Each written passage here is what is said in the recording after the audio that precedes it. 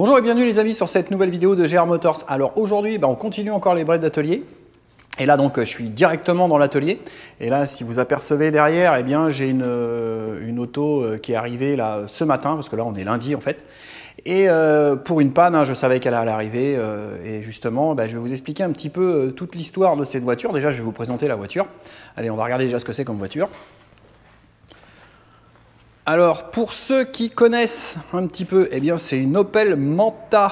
Alors, on va faire un petit peu le tour. Donc, une vieille auto. Donc, vous voyez, elle est plutôt en bon état, propre. Donc, une Opel Manta S.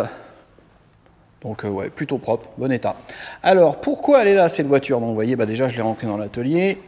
Le capot est ouvert. Donc, voilà, présentation faite. On peut peut-être regarder l'intérieur rapide, comment c'est là-dedans. Vous voyez, c'est sommaire. Voiture des années, alors quelle année elle est, je ne sais plus, je peux vous dire, il y a la carte grise. De quelle année elle est, je crois qu'elle a mon âge cette voiture. 76. Eh bien, elle est plus vieille que moi. Elle est plus vieille que moi. Alors pour ceux qui ont remarqué la couverture, en fait c'est le client qui met ça sur son tableau de bord parce qu'en fait il n'est pas craqué. Et vous savez que là-dessus, ces vieux tableaux de bord en plastique avec le soleil, ça craque. Donc en fait, il met une couverture pour le préserver, un peu comme les Américains font. Vous savez, les Américains, ils ont carrément des trucs spéciaux, des tapis, des couvertures. Alors cette auto, qu'est-ce qu'elle a? Eh bien en fait, encore une voiture qui est en panne, qui a passé dans... Alors elle n'est pas en panne complètement. Donc elle avait un problème, alors je vous refais le cheminement, vous allez voir, c'est un peu comme l'Opel OPC. Donc elle a été un moment sans rouler. Quand il l'a repris, elle a eu un peu de mal à démarrer. Enfin, l'histoire du départ, je ne me rappelle pas trop. Donc il l'a emmené chez un mécano pour faire contrôler tout ça. Il y en a un premier qui est passé. Alors dans ce que j'ai compris, je crois que le premier ils ont cherché, ils n'ont pas trouvé parce que ça marchait mal, ça ratatouillait. Voilà, c'est ça. Il y a eu un carbu qui a été nettoyé, donc il a été démonté une première fois, il a été nettoyé, il a été remonté, ça n'a pas solutionné le problème. Ça a été dans un autre atelier, donc ils ont redémonté le carbu pour mettre une cale entre le carbu et changer la cale entre le carbu et le collecteur d'admission. Et au niveau de l'allumage aussi, ça a été touché, apparemment, ce que je vois, les rupteurs ont été changés. Le condensateur avec, la tête d'allumeur, les fils de bougie. Alors moi j'ai déjà ouvert le capot, j'ai déjà mis en route, je vais vous la mettre en route, vous allez voir, ça tourne pas terrible. Donc elle roule, j'ai fait le tour du pâté de maison comme on dit, et bien en fait quand on est juste sur le filet de gaz, la progression, et là, voilà, ça va pas quoi. Alors déjà pour commencer, moi quand j'ai une voiture qui m'arrive comme ça, donc j'ai déjà été faire un tour avec, donc effectivement ça broute, ça va pas. Vu qu'il y a plusieurs mécanos qui sont passés dessus, un peu comme l'Opel, je commence par analyser en général ce qui se passe, visuellement déjà. Donc là, visuellement, on voit bien que la bobine, elle est neuve, elle a été changée. Le rupteur, alors lui, il est neuf, mais déjà, il y a un problème, je vais vous expliquer après. Et là, on est face à une panne qui va pas tarder à arriver. Vous allez comprendre pourquoi, ce que je vais vous expliquer. Donc la tête d'allumeur, neuve, les fils de bougie aussi, les bougies aussi ça a été changé. Alors niveau carburateur qui est ici, et bien là on voit le carburateur a priori il a été nettoyé, on voit il y a des joints neufs. La cale que je vous disais, alors je vais essayer de vous faire voir ça un peu mieux là. Hop, si j'arrive à mettre ça comme ça, voilà. Alors la cale qui a été changée par le dernier intervenant, c'est cette cale là. Donc parce qu'il pensait qu'il y avait une prise d'air, il y en a une cale ici et une cale ici, en fait il y a deux cales. Là, je crois que c'est un joint plus, je ne sais plus comment c'est monté sur ces carbus là, enfin voilà, j'ai changé la cale.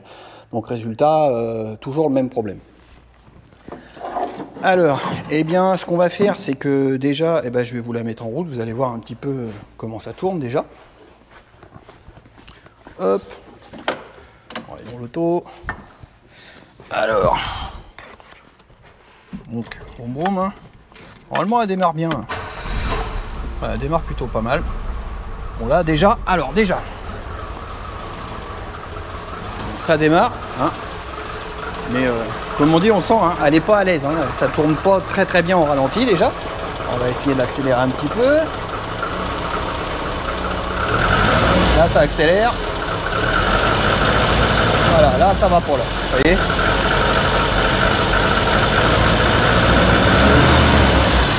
Bon, voilà le problème qu'on a, et là on sent déjà qu'au ralenti, Bon, il y a quelque chose qui se passe, il y a quelque chose qui va pas. Bon, allez, on va regarder ça un petit peu plus en détail. Je vais enlever le filtre à air, tout ça, et je vous reprends après là. Eh bien les amis, on se retrouve sur l'Opel Manta, donc pour vous c'est une seconde, là moi je suis le lendemain, donc j'ai continué à travailler sur l'Opel Manta, et du coup j'ai trouvé la panne, enfin les pannes, parce qu'il y en avait plusieurs, comme d'habitude, comme je le dis souvent, eh bien, quand il y a plusieurs intervenants qui passent, en fait, eh bien, ils refont des pannes, ils refont des pannes, et des pannes, et des pannes, et il y a un moment, bah, ils s'en sortent plus. Alors, qu'est-ce qu'il y avait comme problème en fait? Eh bien, moi j'ai repris mon réglage, vous vous rappelez, je vous avais fait voir succinctement l'allumeur, il me semble, hier, je ne sais plus.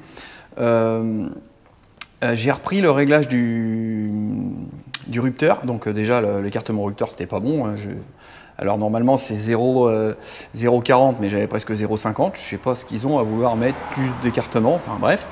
Il y a aussi, alors je vais vous faire voir directement.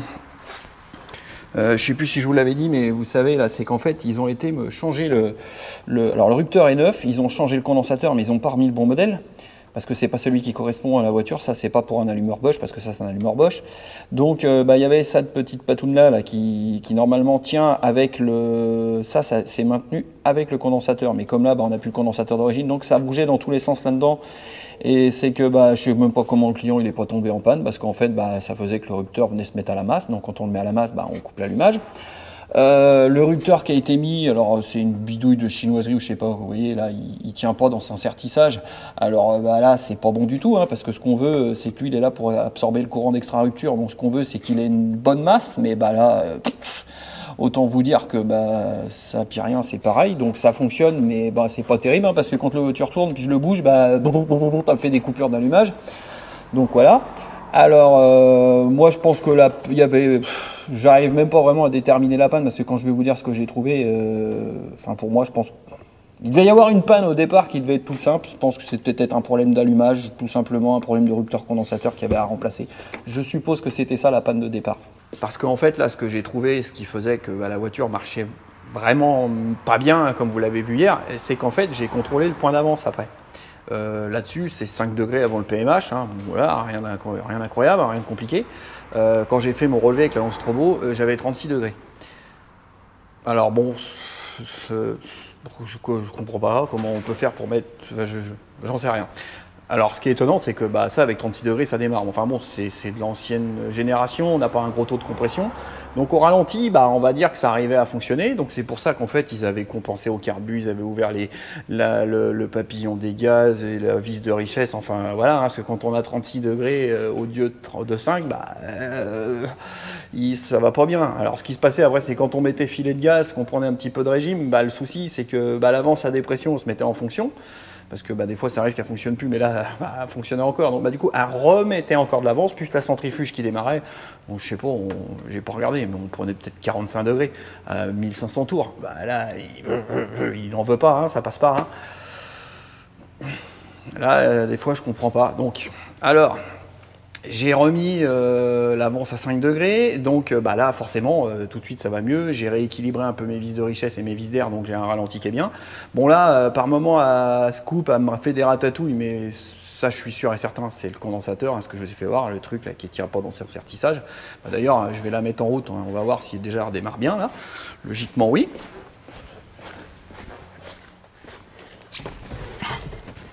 Alors, voyons voir.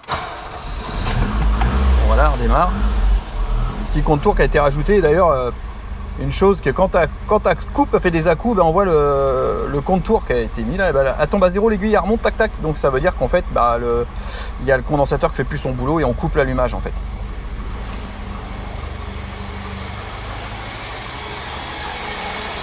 Alors bien là, vous voyez, là ça tourne. Hein. Donc vous voyez, hop, ce qu'a fait. Donc là, alors je suis sûr que je vais pouvoir le provoquer. Si je viens trifouiller ça là, parce que comme la masse là, la masse elle est pas bonne, vous voyez, là ça tient pas. Alors là, on va pas vouloir le faire évidemment, mais hop, vous voyez, ça fait des ressauts là, parce que la masse elle est complètement, voilà, ouais, la masse elle est complètement dégueulasse hein, sur le condensateur. Donc déjà ça peut pas aller. Mais bon, cela dit, maintenant qu'elle a récupéré son avance, alors même si on, alors là on va aller en filet de gaz.